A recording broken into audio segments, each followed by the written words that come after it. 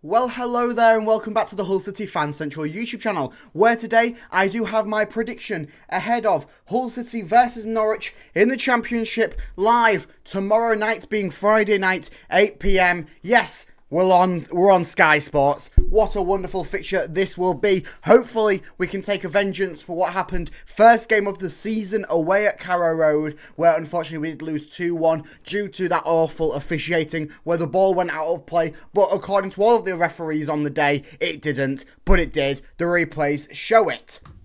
So we'll crack first into our injury update. Skipping on to the next slide already.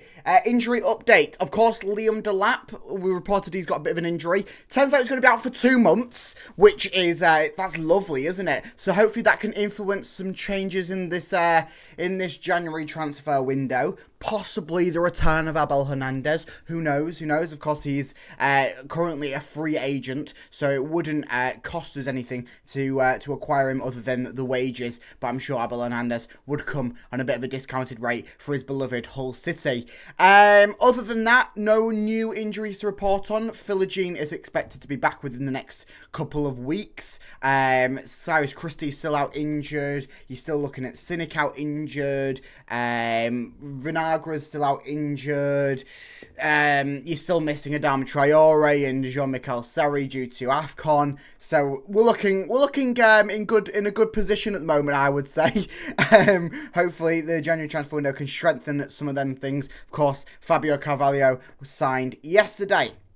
So talking about Carvalho, we'll crack into my starting lineup and let's see if I predict him to get his Hull City debut and a full debut at that. So there's my predicted lineup. You probably can't see his name already on there, but we'll crack through it nonetheless. Ryan Alsop, he started the FA Cup game against Birmingham City, and he is just a better keeper for that Liam Rosenior style of play over Matt Ingram, so I do have him starting off in net. The back four seems to be the back four that most people would favour, with it being Louis Coyle, Alfie Jones, Jacob Greaves, and then Matty Jacobs getting that left back spot. I thought that he did fantastically. Well, of course, he did fantastically in the Cup game. I mean, he scored, for Christ's sake, on his full debut for his boyhood club. And then also, feeding off the back of that, he did make a nice substitute appearance on New Year's Day against Sheffield Wednesday, where we did unfortunately lose, but he was a shining moment through that game. So I think that Rosenior would be a fool not to pick him in the starting lineup, especially with the momentum that he has currently got going for him, and especially with the left-back crisis at the moment. The CDM partnership of Regan Slater and Tyler Morton seems to be the favourable CDM starting sort of setup for the moment, whilst we have Seri out and also with the few injuries that we have on at the moment. So I'm not going to go against it. I think that it is quite favourable. Of course, Morton, a fantastic player, and then Slater does provide that extra little bit of pushing on and attacking wise, whereas Morton can drop that back and get the ball playing quite nicely through the middle. Fabio Carvalho, I think he's going to get his full debut here. I think that he's going to come straight in. Of course, he's match fit, been playing games for the first half of the season, and I don't think he's even picked up an injury. Of course, he's passed his medical and everything, so he's ready to go. Why not pick a better chance to start him? It's a game against Norwich where we do need to win. We do need to be. Let's be realistic. We'll look at our form a bit later on in the video, but our form is looking a little bit dire. We could start dropping down the table if we do sort of start to slip points, especially during this January period. And Fabio Carvalho, he is a player that will probably rectify that and rectify it immediately. So get him straight in there, straight in the starting lineup. Why not? Scott Twine, out on the left wing. I'm going to put him. It's going to be one of them cases where I think that he probably will get reduced game time when Philogene's back, and then that could possibly evaluate on where he goes in January. Rosenior's saying that it's part of his plans, so hopefully he doesn't return to Burnley and then get sold on to Bristol. Hopefully. I think that he will be a good acquisition, especially considering Carvalho is only a loan deal. If we can acquire Scott Twine for the 2.5, whatever Burnley are asking, I think that'll be a good acquisition. So Scott Twine does need the game time to stay with the club. Out on the other side, Jason Lakilo, probably the weaker player at the moment that you could see in the starting lineup. You could possibly make a shout for Said Manesh, Harry Vaughan, who both had very good cup games. But Rosenior really likes Lakilo. He started him in the cup game. He's started in for the past few games whilst we've had a few players out due to various different things. And Rosini likes him, so that's why I've picked him. I've not picked him based on I want him there, more on what I think that Rosini will pick. And then one man left, Aaron Connolly. I don't think Billy Sharp will get the start. I think Billy Sharp will be more of a bench appearance, especially at the moment with the little bit of a diciness with the lap being out, Connolly being in a bit of a spotty patch. I think that Billy Sharp appearances off the bench will be more beneficial than him starting over the likes of Connolly. Although we could possibly see it, and then we could possibly see Connolly have the run that he did at the start of the season where he was the hero from the bench. So, in a bit of other news, we'll see Ivan Pandor there. He's arrived in the country, or certainly has left Belgium, as there was some reports coming out yesterday that a Hull City fan on Belgian border control snapped a selfie with Ivan Pandor. And so it could be a case of him getting the signing done within the next few days, possibly even before the game tomorrow. Won't feature though, and I don't think that he should do, just for the pure fact that he's a young keeper. And we don't want to rush the young Croatian.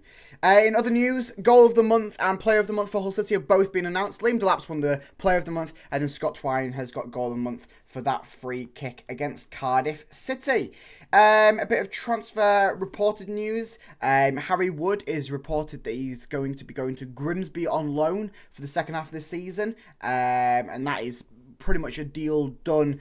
Just waiting for the announcement on that one. And would be good for Harry Wood. He had a fantastic loan spell at Shelbourne, and I think to back that up with Grimsby would be quite nice. Alongside that, the deal for Ivan Pandor, I'll come to that, is apparently we're meant to be getting a bargain here. People are saying he's worth about 3.6 mil, around that sort of ballpark. We're looking at about 1.4 up to 2 mil bid at most, so that will be quite nicely. Ryan Woods has returned from his loan spell from Bristol Rovers. This can probably only mean one thing, that he is going to be sold somewhere. He's got quite a chunk on the wage bill. To recall him, I maybe understand under the current circumstances where he have a few injuries out, he could possibly be of benefit, but he didn't really provide too much when he was at the club last season, and then he hasn't provided too much on his loan spell at Bristol Rovers. So I think we could see Hull City selling Ryan Woods for whatever fee to whatever club. Uriel Selly, as I suspected at the start of the transfer, when everyone was saying that Selly's going to be coming to Hull, we're going to finally get to see him in black and amber, and I said, it doesn't look likely, and everyone was having a go at me. But guess what? I was right. Selly, he is looking likely he'll be going to remain out on loan, probably Universitismo, just for the further development case. So that's all the news to report on. Obviously, Fabio Carvalho signed, but you saw that in yesterday's video. I'm pretty sure you know that Carvalho is signed.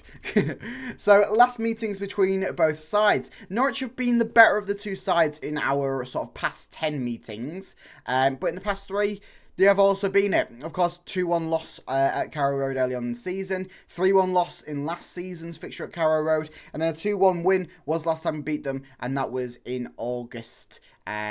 Obviously at the MKM Stadium. Oscar Estepinian ran the show that day. So team's form kind of says otherwise. Of course, Norwich have fallen off since the start of the season and had a really, really rough sort of run of form. But, I mean, recently so have we. We haven't managed to keep a clean sheet in the past 5 games. Norwich have done. But form-wise, we've lost 3 out of the past 5, won 1, drawn 1. They've lost 2 out of the past 5, drawn 2, won 1. Of course, one of them both being 1-1 draws in the FA Cup. Sorry, I'm getting my cups confused.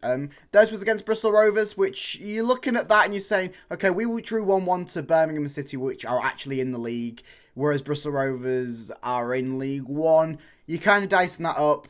You can't read too much into it, of course, because it's FA Cup, but yeah, we'll see. We'll see on that one. Of course, the table does favour us in this situation. Currently sitting in 7th, just sitting below Sunderland in 6th, and that could bounce around depending on the fixtures. Of course, we do have the advantage of playing before anyone else, so a win, I think, could take us up to 6th, and then depending on how Sunderland perform over the weekend, Norwich sitting a whole 4 points below us in 13th. Player to watch out for, Gabriel Sara. There was a few players I could pick for Norwich, considering their rough season that they're having. They have had some good stand-up performances. The man who got Norwich's Player of the Season award for last season and has been doing fantastic this season, I would probably say is their most lethal player to watch out for. Probably make a shout for Rowe being their top goal scorer.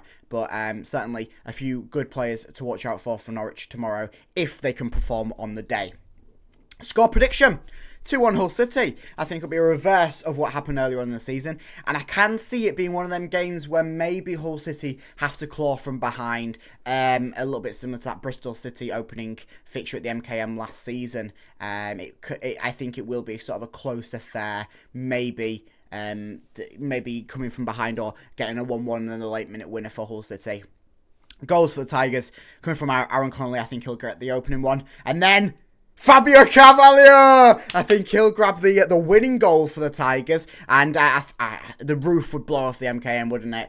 If Carvalho started full debut and then managed to grab himself the winning goal, I think the roof would blow off the MKM stadium, especially with what is looking like it will be a near enough sold out crowd, only a few seats left, and an increased home attendance as well, due to Norwich not being able to fill out their away allocation. We've got E3 and E2, both them blocks have been open to home fans, so I think that it'll be literally written in the stars, a poem on the page, if Fabio Carvalho can do all that tomorrow. So I'll leave you with that last photo of Adjan, as we always do. And yeah, let me know in the comments what you think, your predictions ahead of this video, any extra information that you'd like me to know. I'll have a vlog out from this game, so make sure you like and subscribe to the YouTube channel. Follow me on Twitter to get a live up-to-date on all things Hull City as we crack through the transfer window. And obviously, as we hopefully can beat Norwich tomorrow. So I will catch you over there. Up the Tigers!